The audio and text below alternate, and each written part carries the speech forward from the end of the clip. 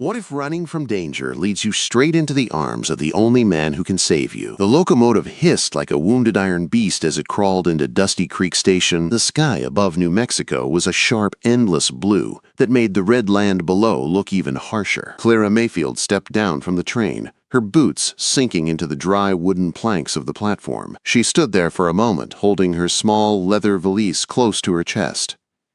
She looked nothing like the world she had just entered.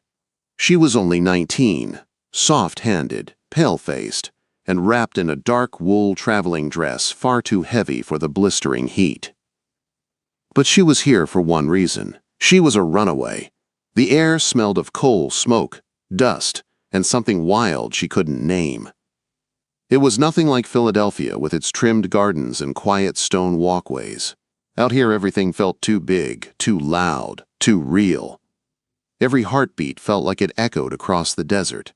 Inside the lining of her corset were her mother's jewels and a thin stack of bills.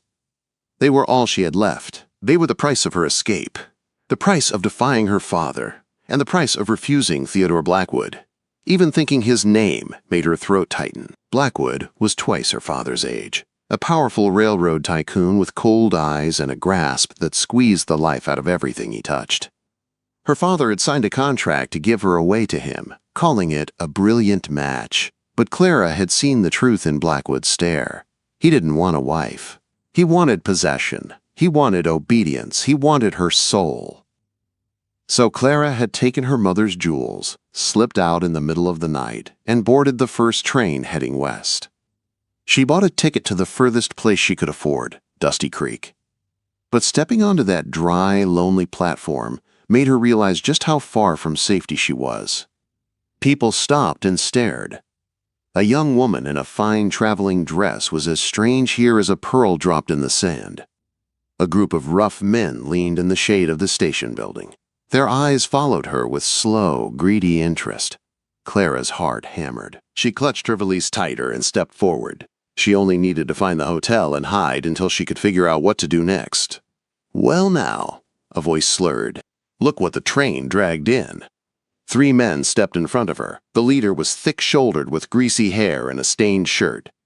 His yellowed grin stretched wide as he looked her up and down like a wolf surveying prey. "You're a pretty little bird," he drawled. "Lost, ain't ya?" Clara tried to step around him, but the men shifted, blocking her path. "Excuse me," she said softly. "I'm just looking for the hotel."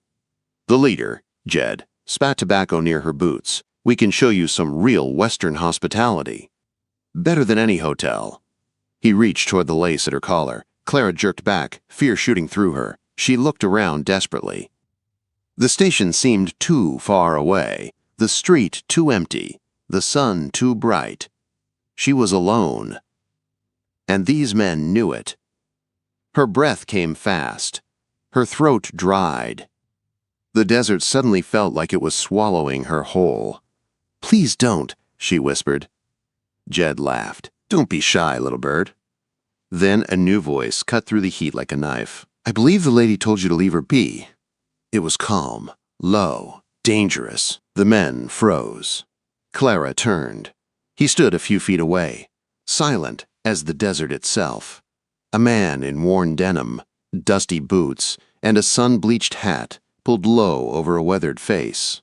He wasn't bulky, but every inch of him was solid, grounded and steady, like he belonged to the land. His eyes were what struck her most, clear blue, cold and sharp like winter air. He didn't draw the gun at his hip. He didn't need to. His presence alone sent a warning. Jed sneered. "This ain't your business, Caldwell." "A lady in distress in my town is my business," the man, Caldwell, replied. "You can walk to the saloon or you can walk to Sheriff Dalton's jail. Pick fast."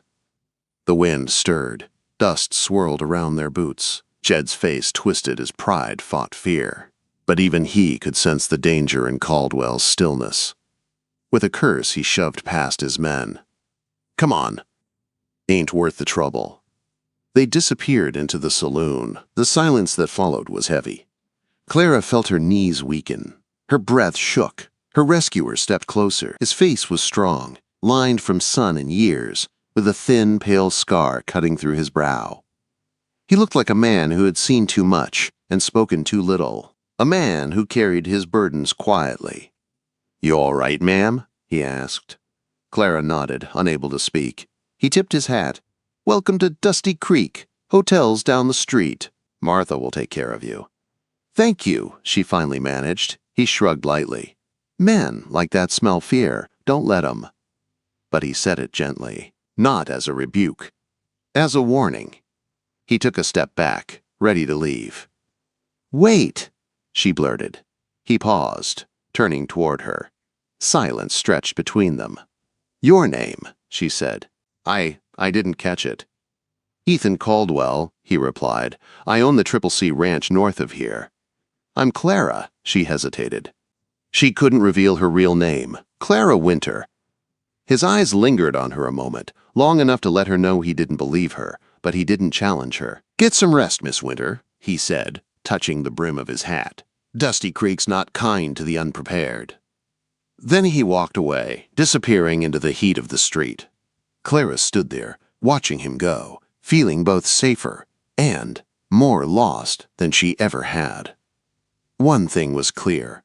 Her new life had begun, and Ethan Caldwell had already become part of it. Clara woke the next morning with a tight knot in her stomach. Dusty Creek looked smaller in the daylight, but no kinder. The sun pressed against the wooden buildings, making them look bleached and tired. She walked down the stairs of Martha's boarding house, her steps slow and unsure. Martha noticed. "You're too pale, child," she said. "Eat something. You'll need strength out here." Clara tried, but the toast on her plate felt like paper. Her thoughts kept circling back to the sheriff's cold stare, the way he had looked at her hands, at her dress, at her fear. And then Ethan Caldwell, quiet, strong, unreadable, flashed in her mind again. He had helped her, but he was a stranger, and she was hiding a truth that could destroy her if it surfaced. Before she could say anything more, the front door swung open. Sheriff Dalton stepped inside. His boots thudded heavily on the floor. His eyes found Clara. "Miss Winter," he said, his tone mild but probing. "Traveling alone is dangerous. You sure you're not running from something?" Clara forced her voice to stay steady. "No, Sheriff, I just needed a new start." He studied her, long and hard. "A new start leaves tracks," he said quietly. "Hard to keep secrets in a small place like Dusty Creek." Her heart pounded, but she nodded politely. Martha's sharp look sent the sheriff on his way. But his warning clung to Clara like dust on her clothes. After breakfast, Martha came to her table. "The Hendersons need help," Martha said. "It's tough work, but honest work. You want a chance to stay here? That's how you start." Clara nodded. She needed money. She needed a purpose. She needed anything that made her less noticeable. The Henderson farm was a mile east of town, and the work was harder than anything Clara had ever imagined. Mrs. Henderson was stern and unimpressed. She pointed at chores like she was swatting flies. "Beat them rugs, scrub the floor, water the garden, and don't faint in the sun." Clara pushed herself through every task. Her soft hands blistered, her muscles burned. Dust clung to her sweat until she looked more like a farmhand than a runaway. But at night, alone in her small room at Martha's, she cried quietly into her pillow. She felt small, lost, afraid. 2 weeks passed in the same painful rhythm. Then, one afternoon, while buying soap at the general store, Clara heard something that froze her blood. Sheriff Dalton was speaking with the store owner. "A telegram from Santa Fe came in," the sheriff said. "Railroad tycoon Theodore Blackwood is offering a reward for a runaway woman. Name is Clara Mayfield. Took family jewels. Stole money." Clara felt the world tilt around her. She kept her back to them, her fingers gripping the soap so hard it almost snapped in half. "That's serious trouble," the store owner whispered. Dalton's voice lowered. "A woman like that, she'll be scared. She'll lie. She'll hide. But she'll show herself one way or another." Clara walked out of the store on shaking legs. She didn't dare look back. Dust swirled around her boots as she hurried down the street. The heat pressed on her chest like a weight. Her secret wasn't safe. Not here. Not anywhere. That night, she sat alone at her small wooden table. Her hands were raw, Her body ached, but her heart hurt most. She had run so far and so fast, yet her past was catching up. Martha knocked once and walked in. "Eat," she said, setting a bowl of stew on the table. Clara tried, but her appetite was gone. "You can't keep living like this," Martha said firmly. Then her voice softened. "Ethan Caldwell came by today." Clara's breath caught. "He asked about me." "Not exactly. He asked if I knew anyone looking for work at his ranch." Martha folded her arms. "His housekeeper passed some months back. He's been trying to run the house alone." Clara didn't speak. Martha leaned in. "The Triple C is quiet, far out. And Ethan is a good man. Hard, but fair. He saw you that first day. He knows you're scared, and he didn't ask why." Clara looked down at her blistered hands. She thought about the sheriff's warning, Blackwood's reach, the Hendersons' constant criticism, the long, lonely nights. She thought about Ethan Caldwell's steady blue eyes. "What do I have to do?" Clara whispered. "Meet him at sunup," Martha said. "He leaves for his ranch early." The next morning, before the sun touched the horizon, Clara found Ethan beside his supply wagon. His silhouette was dark against the pale sky. He looked at her only once, long and quiet, before tossing her valise into the back. "Climb up," he said. She did. The wagon creaked forward. The horses snorted. And the town of Dusty Creek shrank behind them until it was nothing but a memory. The land stretched out forever. Rolling plains, low hills, scattered rocks catching the rising sun. Clara watched the light spill across the earth. Each mile felt like a step away from danger, and each mile felt like a step deeper into the unknown man sitting beside her. When the Triple C Ranch appeared, it rose from the land like it belonged there. Strong, solid, weathered by seasons and storms. Ethan reined the horses to a stop. "This is it," he said. Clara climbed down, her breath caught between fear and hope. Inside, the house smelled of old wood and coffee. It was a man's place, practical, simple, untouched by a woman's hands. She stood still as Ethan faced her. "I need someone who works hard," he said. "Someone who doesn't lie. Someone who won't bring trouble." The words hit her like stones. Clara swallowed. "I can work," she said. "I can learn. Please, I just need a chance." Ethan studied her, long enough that she feared he would tell her to leave. Then he nodded. "You can stay," he said, "but the truth always comes out here. That's the law of the land." She felt tears sting her eyes, but not from fear, from relief. Clara Mayfield, runaway bride, had found her refuge. Clara Winter, housekeeper of the Triple C, had been born. Clara's first weeks at the Triple C were the hardest of her life. She woke before sunrise and collapsed long after dark. She cooked for 6 hungry ranch hands, scrubbed dust from every corner of the house, washed clothes by hand, and fought every day to keep up with the endless work that came with living in the middle of the open West. But she didn't give up. Slowly, her soft Philadelphia hands grew calloused, her shoulders grew stronger, her steps became steady. The girl who had run in fear was becoming a woman who could stand her ground, and Ethan saw it. He didn't say much, but she often caught him watching her from across the yard or from the doorway of his office. His blue eyes held something she couldn't understand at first. Something soft. Something surprised. Something hopeful. Clara didn't dare think about it too deeply. She was here to survive, not to fall in love. But the West had its own plans. One afternoon, Ethan found her outside, watching the ranch horses graze in the warm light. "You ever ridden before?" he asked, stepping beside her. "Only side saddle," she admitted. He nodded once. "That won't help you out here." He saddled a gentle mare, Dusty, and lifted Clara onto her back. When his hands brushed her waist, her breath caught. The touch was simple, firm, and careful, but it felt like a spark ran through her. Ethan taught her how to sit, how to hold the reins, how to guide the mare with her legs instead of fear. His voice was steady and calm. And when her nerves broke and she started to panic, he stepped close and rested a hand on her knee. "Trust yourself," he said softly. "You're stronger than you think." Clara believed him. Little by little, she became part of the ranch. Silas left her fresh water every morning. Jesse thanked her for meals. The men started treating her like family, and in the quiet moments, Clara felt herself drawn more and more to Ethan, his steady walk, his quiet way of listening, his deep sense of honor.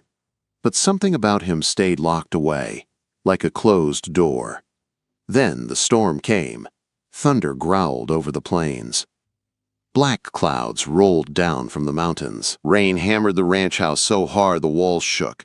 Clara went from room to room checking windows when a crack of thunder exploded overhead. She stumbled, gasping.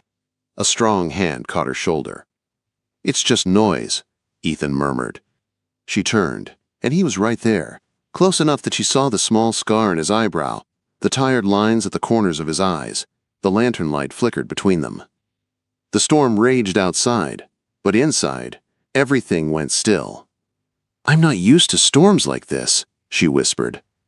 "No one gets used to them," he said. Something broke inside her. The weight of her secrets. The fear of being hunted.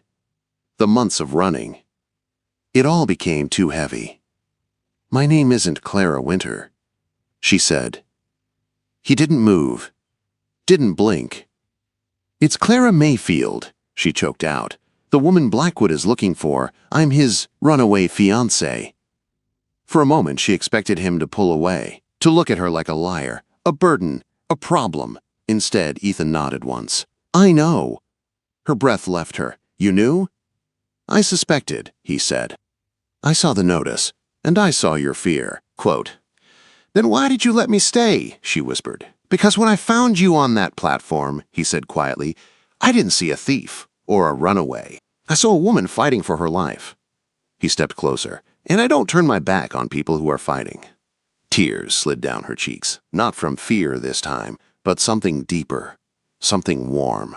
Before she could speak, a sharp cracking sound echoed through the hallway.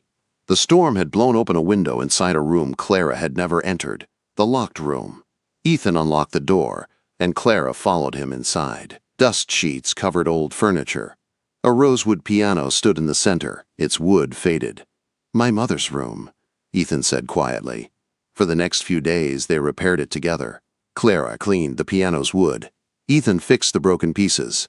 As they worked, he told her about his mother, about her music, her kindness, and the grief he carried. He unlocked his heart a little at a time.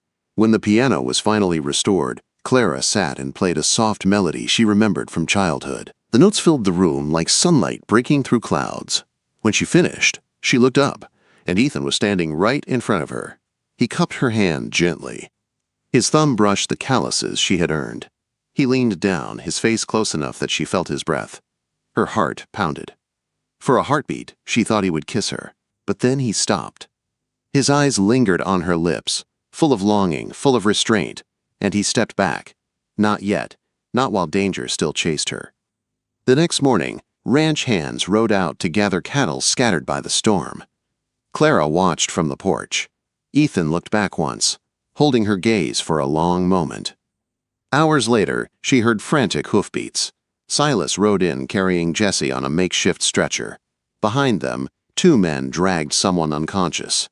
Clara froze. It was Ethan. Blood soaked the bandage around his head. His shirt was torn, his breathing shallow. "He saved Jesse," Silas said grimly. But then the flood grabbed him. Clara's world tilted. She ran inside with the men and helped carry Ethan to his bed. She cleaned his wounds. She stitched his gash with trembling hands. She pressed cool cloths on his burning forehead. She stayed awake all night, praying, whispering, begging. Around dawn, he stirred. His hand shot out and gripped her wrist, strong despite the fever. "Clara," he rasped. "I'm here," she whispered. "Don't let them take you," he murmured. "I can't lose you, not you." Tears streamed down her face. In his delirium, she heard the truth he never spoke. The truth she had been too afraid to believe. He loved her, and she loved him. "Rest," she whispered, pressing her forehead to his. "I'm not leaving." 2 days later, Ethan awoke fully, weak but alive. One evening, as the sun dipped low, he looked at her with clear eyes. "Clara," he said softly, "marry me." It wasn't a grand proposal. It wasn't poetic. It was pure, honest, necessary. He wanted to protect her, stand with her. Claim her not as property, but as his equal. Yes, she breathed. Yes, Ethan. They married 2 weeks later in front of the stone fireplace. Clara wore the dress she had sewn herself. Ethan stood tall beside her. When they kissed, it was slow and tender, his hands holding her like she was something too precious for this world. That night, in their room, Clara trembled as she unbuttoned her dress. She felt small, inexperienced, afraid she wouldn't be enough. But Ethan stepped close, touched her cheek, and kissed her forehead. "You're perfect," he whispered, "exactly as you are." And in his arms, Clara believed it. Their peace didn't last long. Riders came. 4 men approached the ranch, 3 armed, and 1 dressed in a fine city suit. Clara froze on the porch as the lawyer dismounted and said the name she feared most. "Theodore Blackwood wants his bride returned." Ethan stepped out beside her, cold and steady. "She's my wife," he said, "and you're not taking her anywhere." But the lawyer unrolled a contract signed by her father, a contract claiming Clara as Blackwood's property, a contract that said she belonged to him. Clara stepped forward. "I belong to no one," she said, her voice strong. "Not anymore." The lawyer's mouth twisted. "Then there will be consequences." Ethan stepped between them. "She's mine," he said, "and I protect what's mine." Later in the season, Blackwood returned, not with 3 men, but with 20. Guns, horses, fire. He meant to take Clara and burn the ranch to the ground. Ethan gathered his men. Clara loaded rifles. They locked doors. They braced windows. And when Blackwood shouted for her to surrender her freedom, Clara stepped beside Ethan, raised her rifle, and said the words that changed everything. "I'm not property. I'm home." The battle that followed shook the land. Gunfire roared. Smoke filled the air. Men fell. Clara fought side by side with Ethan, reloading rifles, firing from the windows, refusing to let the past take her future. When Blackwood forced his way closer, when he raised his pistol at Ethan, Clara lifted her rifle and aimed straight at the man who had hunted her across the country. Her shot spun him in the saddle. Ethan's shot ended it. Blackwood fell in the dust, and with him fell every chain he ever tried to wrap around her life. When the sheriff arrived, he surveyed the scene and said the only words that mattered. "You defended your home." That's the law out here. The town helped rebuild the Triple C. The ranch became stronger than ever, and Clara, no longer a runaway, became the heart of the ranch. Months later, as the sun rose, Clara took Ethan's hand and placed it over her stomach. "It's not over," she whispered. "It's just beginning." Ethan pulled her into his arms, his voice soft against her ear. "No more running," he said. "You're home now." And she was, forever.